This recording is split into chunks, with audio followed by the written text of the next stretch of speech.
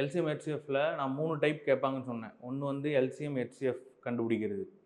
அதில் நம்ம ஒரு 5 டைப்ஸ் பார்த்தோம். நம்பர்ஸு, ஃப்ராக்ஷனு, டெசிமலு, பாலினாமியல்ஸு, அந்த பவர்ஸில் வரும்னு சொல்லிட்டு. நெக்ஸ்ட்டு வந்து பார்த்தீங்கன்னா relation between LCM HCF. So அதை பேஸ் பண்ணி சம். மூணாவது வந்து அப்ளிகேஷன் ஓரியன்ட். இப்போ 6 பெல்ஸ் இருக்குது. அது பார்த்தீங்கன்னா ஒரு குறிப்பிட்ட இன்டர்வல்ஸில் ரிங் ஆகிட்டே இருக்கும். ஒரு 30 மினிட்ஸில் அது எத்தனை டைம் வந்து பார்த்தீங்கன்னா எல்லாமே ஒரே டைமில் ரிங் ஆகும் அப்படின்ற மாதிரி ஒரு கொஸ்டின் கேட்பாங்க. ஓகே, இப்போ பாருங்கள் 6 பெல்ஸு நான் சொல்கிறேன். 3, 6, 9, 12, 15, 18.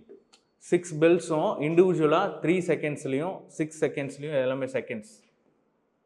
9 செகண்ட், 12, 15, 18 இந்த செகண்ட்ஸில் வந்து பார்த்தீங்கன்னா ரிங் ஆகிட்டே இருக்கும்.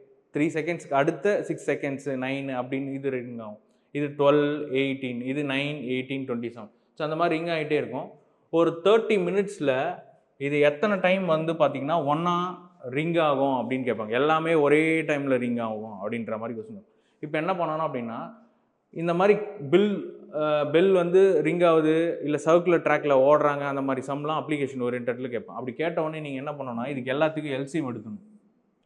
இப்போ 3, 6, 9, 12, 15, 18. இப்போ இதுக்கு எல்சிஎம் எடுத்தால் என்ன வரும்? 180 இது டிவைட் பண்ணும், 15 டிவைட் பண்ணும், 12 டிவைட் பண்ணும், 9, 6, 3 எல்லாமே டிவைட் பண்ணும். 180 செகண்ட்ஸ். 180 செகண்ட்ஸ்னால் ஒரு மினிட்டுக்கு 60 செகண்ட்ஸ். கரெக்டா?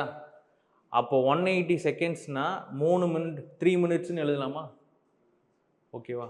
அப்போது ஒவ்வொரு 3 நிமிஷத்துக்கும் அந்த எல்லா பெல்லும் 6 பெல்லும் வந்து அட் அ டைம் வந்து ரிங் ஆகுதுன்னு அர்த்தம். அப்போ 30 நிமிஷம் அப்படின்னா 3 மினிட்ஸால் டிவைட் பண்ணுங்கள், எத்தனை டைம் வரும்? அப்போ அடித்தோம்னா என்ன வரும்? 10 டைம்ஸ்.